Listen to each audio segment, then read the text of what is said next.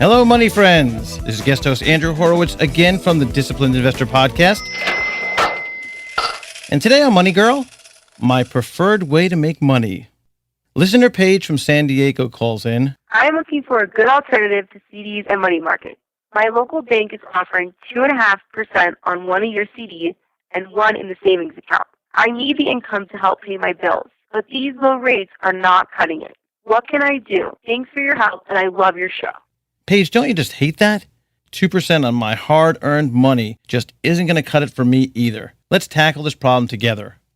Back in episode 26 of Money Girl, there was a little shortcut discussed, which is used in finance known as the Rule of 72. It states that dividing 72 into the interest rate you are earning will tell you how many years it will take for money to double. So, if you have money invested in an account earning 2% and reinvest the income, it will take 36 years to double. Yuck! That's not going to get us anywhere fast, especially when inflation is running at 4% and taxes will take a piece out of it as well. If the bank pays you even as much as 4%, you still are swimming upstream. Here is the disciplined investor's preferred way of investing for income.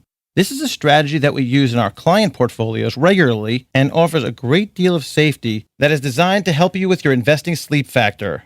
In fact, this idea helps you earn money while you're sleeping. Now that is my kind of investing. It offers yields approaching 7 to 8%, and part of it's even tax advantaged. You like that, don't you? I see you smiling. But before I provide you today's tip, remember that I said the word safety, not guaranteed. There is a difference here. Remember, all investments carry some degree of risk, and you need to consult with your financial advisor and do your homework before you make any investment decisions. While I'm sure that you've probably heard of preferred stocks before, did you ever look into what they can actually offer? These days, with all of the uncertainty surrounding the market and the fact that interest rates on most interest-bearing investments is low, this is a great way to earn a decent level of income on a low-risk investment. Preferred stocks are a class of stocks similar to the common stocks that are issued by public companies, but usually pay dividends at a much higher rate than the common stock. While it is a form of ownership of the company, the difference is that the preferred stockholders often do not have the voting privileges that the common stockholders do. In fact, most preferred stockholders have no voting rights at all. Now, to complicate matters even more, there are several different types of preferred stock, which include callable, convertible, cumulative, participating, and prior. Callable preferred stock is where the issuer, otherwise known as the company, has the right to call in the stock. When a stock is called in, it is redeemed by the issuing company at a predetermined price and retired. Thus, you could lose your stock instantly without warning. Of course, you'll be reimbursed for it, but that could be at a lower price than what you paid. Convertible preferred stock is a type where the shareholder has the option to convert the preferred shares into common shares after a certain period of time.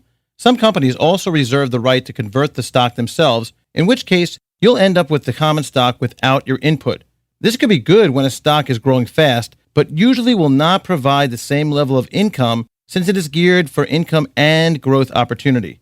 Cumulative preferred stocks act in a similar way to what you see with basic preferred stocks, except for the difference that if a company suspends dividend payments for any period of time for any reason, then the preferred shareholders must be paid first when the dividend is, or if it is, reinstated. In fact, they will get repayment for the dividends they missed as well before any other category of stock is paid a dividend.